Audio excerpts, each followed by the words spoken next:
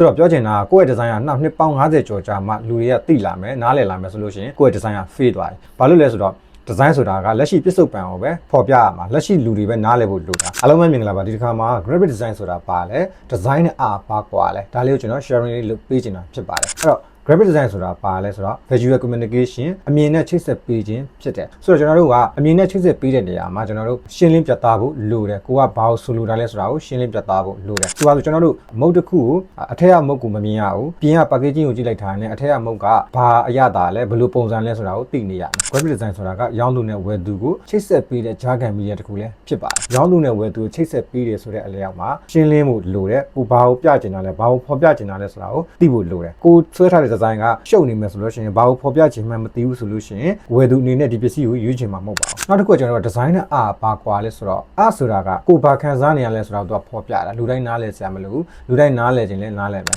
design ကြတော့သူတို့ဘာကိုသိဖို့လိုလဲကိုဖော်ပြရတာဒီ design ကိုကြည့်လိုက်တာနဲ့လူတိုင်းနားလည်ဖို့လိုတယ်ဒီပကြီးကားလေးဆိုလို့ရှိရင်ဒါ Vincent Van Gogh ရဲ့ The Starry Night ဆိုတဲ့ပကြီးကားလေးဖြစ်တယ်ဒီပကြီးကားကိုသူစဆွဲတဲ့အချိန်မှာဘယ်သူမှဒီပကြီးကားကိုနားမလည်ဘူးဒါပေမဲ့သူသေဆုံးပြီးနှစ်ပေါင်း50ကျော်မှဒီပကြီးကားကိုလူတွေတော်တော်များများကကြိုက်နှစ်သက်လာတယ်ကဘာလည်းသိလာတယ်ပေါ့နော်ဆိုတော့ဆိုတာကကြီးတဲ့သူတယောက်ချင်းစီပေါ်မှာမူတည်ပြီးတော့ကွဲပြားသွားနိုင်တယ်အမြင်တွေကကွဲပြားသွားနိုင်တယ် design ဆိုတာကကြီးတဲ့သူအားလုံးကတခုတည်းသော message ကိုရရတယ်ဆိုတော့ပြောချင်တာကိုယ့်ရဲ့ design ကနောက်နှစ်ပေါင်း50ကျော်ကြာမှလူတွေကသိလာမယ်နားလည်လာမယ်ဆိုလို့ရှိရင်ကိုယ့်ရဲ့ design က fade သွားတယ်ဘာလို့လဲဆိုတော့ design ဆိုတာကလက်ရှိပြစ္ဆုတ်ပံကိုပဲပေါ်ပြရမှာလက်ရှိလူတွေပဲနားလည်ဖို့လိုတာလက်ရှိလူတွေမှနားမလည်ဘူးဆိုလို့ရှိရင်ကျွန်တော်ရဲ့ design က fade သွားပါတယ်ဆိုတော့ design ဆိုတာကလှနေအောင်လည်းမပြီးဘူးလူတိုင်းနားလည်ဖို့လိုသေးတယ်ဒီဗီဒီယိုလေးကတော့ဒီလောက်ပါပဲကျွန်တော်တို့နောက်ထပ်ဗီဒီယိုမှာပြန်ပြီးတော့ဆုံတွေ့ကြပါမယ်